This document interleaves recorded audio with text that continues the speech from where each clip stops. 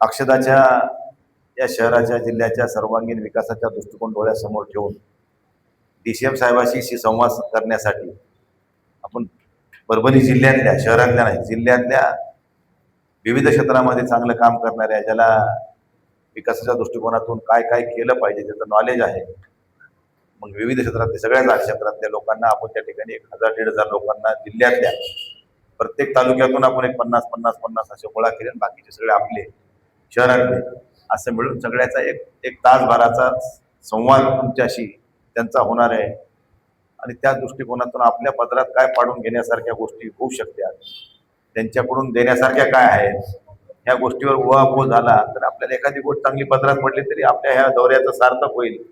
त्या भूमिकेतून आपण एक संवाद इथल्या प्रतिष्ठित नागरिकांशी सुद्धा अक्षदाला ठेवलेला आहे. त्या अनुषंगाने आपण सगळे त्याच्यात पत्रकार बांधव सुद्धा घेतलेत. आम्ही विशेषतः जिल्ह्यातलेच घेतले, तिथले 4-4 प्रमुख पत्रकार आपले इथले, बाकी लोकलचे सगळेच असणार आहेत.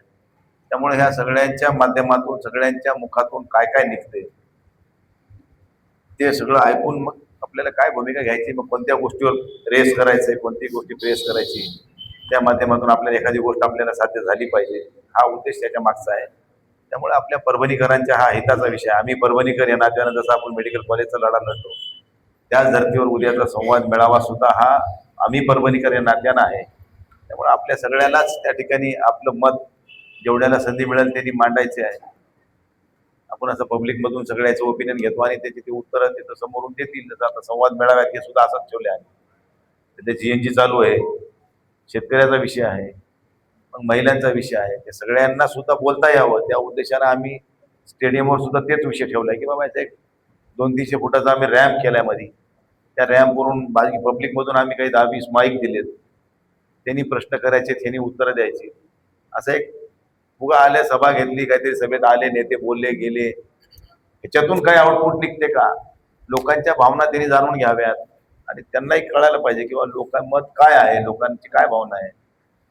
तर शिवसेना परभणी जिल्ह्यानं वाढवली, शिवसेनेला राजकीय पक्ष म्हणून परभणी जिल्ह्यानं मान्यता दिली, परंतु आजही सत्ता आल्या गेल्या, परंतु शिवसेना परभणी जिल्हा हा आजही विकासाच्या दृष्टिकोनातून मागासले पण आहे.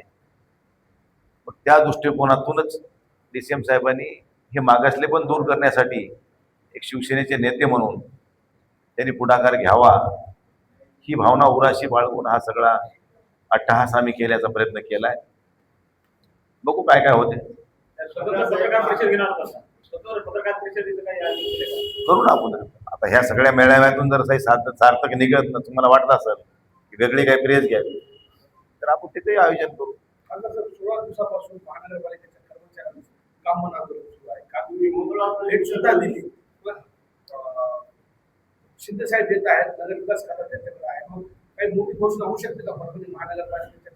मी रात्री बोललो आणि वाढीव GST, मी ते बघा, वाढीव GSTचा विषय आला तर अख्ख्या महाराष्ट्रातल्या सगळ्या महापालिका समोर येतील.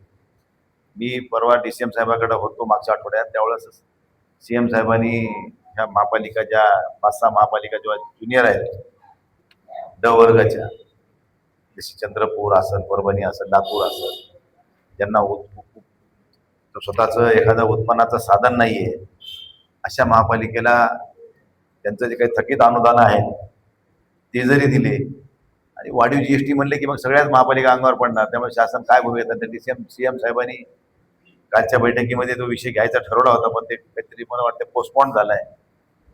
पण आता उद्या DCM साहेब येणार आहेत तर मी रात्री महापालिकेच्या सगळ्या कर्मचाऱ्यांशी माझा संवाद झालेला आहे. मी त्यांना हेही म्हणलं की बाबा तुम्ही 56 कोटी रुपये आपल्याकडे आलेले होते GSTचे, तुम्ही कचऱ्याचे बिलं काढायची काही गरज नव्हती, एवढे थोडे थोडे काढून दिले असते तर मला वाटते की काही जर पैसे त्यांनी रिझर्व्ह ठेवले असते आणीबाणीमध्ये ह्या पगारी थकल्या नसत्या. आणि जिल्हा प्रशासनानं ज्यावेळेस वसुलीची मोहीम राबवायची वेळ होती मार्च एंडच्या वेळेस, SRAच्या नावाखाली यांनी सगळे कर्मचारी महापालिकेचे लावून टाकले इकडे SRAच्या कामाला. त्यामुळे वसुली होऊ शकली नाही आणि वसुली होऊ शकल्यामुळे आज 5 महिन्याचा पगार थकला आहे. आजही कर्मचारी आणखीन त्या SRAच्याच कामावर आहेत. ही त्यांना थोडा स्वायत्तता दिली पाहिजे आणि महापालिकेनं पण आपला स्वतःचा सोर्स निर्माण केला पाहिजे. आता काही शासन त्यांना पगारी देणार नाही, नगरपालिका होती त्यावेळेस शासन पगार करत होतं. पण महापालिका झाल्यापासून सगळं महापालिकेने तरी काही दिवस महापालिकेचं सुद्धा ओझं सरकारनं उचललंय 5 वर्ष. त्यामुळं आता तरी किमान महापालिकेनं स्वतः स्वयंभू व्हावं. परभणी शहरामध्ये बरेचसे महापालिकेचे गाळे आहेत जे की नाममात्र भाड्यावर आहेत. अहो साधी एखादी पार्टिशनची 4 पत्राची रूम जरी भाड्याने घ्यायला गेलो तर त्या ठिकाणी जवळजवळ 1000 रुपयाचा आसपासचं भाडं आहे. आणि आम्ही इथं कमर्शियल जागेमध्ये मोठाले दुकानं थाटलेत, त्या दुकानाला भाडं आहे 100 रुपये, 150 रुपये, 200 रुपये. हे आमची सुद्धा नैतिकता व्यापाऱ्यांनी सुद्धा ते ठरवली पाहिजे की बाबा आम्हाला सुद्धा लाज वाटली पाहिजे की आम्ही एवढ्याशा भाड्यावर आम्ही एवढे कमवतो, त्याला सुद्धा माझी हरकत नाही. पण त्याच गाड्यासमोर एक गाडा उभा करतो, त्या गाड्यावाल्याकडून 1000 रुपये वसूल करतो हे दुकानदार. म्हणजे काय हे चाललंय नेमकं, मला हे सुद्धा कळायला मार्ग नाही. ह्याच्याकडे महापालिकेचं दुर्लक्ष हे दिसतंय. मध्यंतरी रेखावार साहेबाच्या काळामध्ये ही याचिका दाखल झालेल्या होत्या, त्या याचिकेचा निकाल लागलाय. महापालिकेने स्वतः ह्या भूमिकेत काय भूमिका घ्यायची ठरवावी. आणि व्यापारी माझ्याकडे आले होते की बाबा ह्याच्यामध्ये काहीतरी मार्ग काढा. मी म्हणलं मार्ग काढू, पण तुम्ही सुद्धा काही गोष्टी स्वीकारल्या पाहिजे. तर ते मानसिकता त्यांनी तयार ठेवलेली आहे. रेडी रेकनरच्या प्रमाणे जर रेट लावले तर भाडेवाढ होईल. जागा त्यालाच पुन्हा हवी असेल तर काही डिपॉझिटच्या रूपाने त्यांनी पैसे जमा करावे. म्हणजे आणि महापालिकेने हे आलेलं उत्पन्न, महापालिकेला जे काही उत्पन्न येईल ते महापालिकेचे पैसे काही रिझर्व्ह म्हणून त्यांनी ठेवले पाहिजेत. ते आले की घे आणि वाटून टाक आणि पुन्हा दुसऱ्या दिवशी सगळे पुन्हा तयारच. तर ही गोष्ट कुठेतरी थांबवली पाहिजे. महापालिकेनं स्वतःकडे काही पैसा डिपॉझिट करून ठेवला पाहिजे.